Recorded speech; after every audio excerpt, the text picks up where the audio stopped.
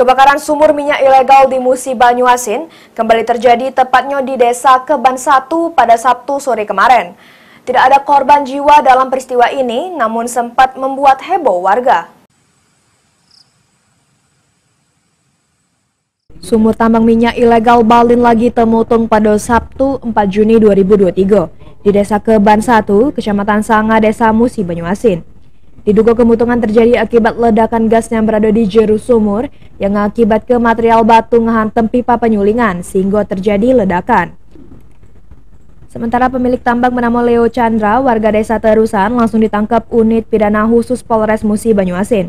Pas lagi berada di rumahnya, tersangka lari ke diri sesudah selek peristiwa kemutungan sumur minyak ilegal miliknya.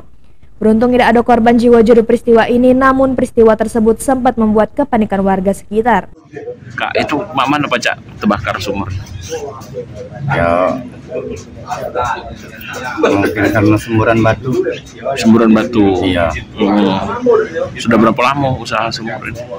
Belum nyampe sekitar 1 bulan. Punya kakak atau kakaknya pegawai baik?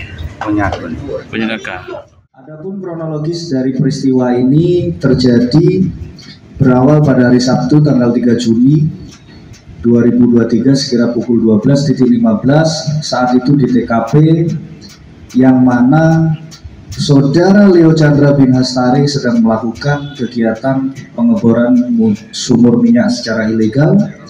Kemudian saat kegiatan pengeboran tersebutlah berdasarkan dari keterangan saksi dan olah TKP didapatlah keterangan bahwasanya pada saat terjadi pengeboran keluarlah material batu dari dalam sumur bor, kemudian terjadi gesekan dengan pipa galvanis dan karena gesekan tersebut menimbulkan percikan api sehingga terjadi kebakaran.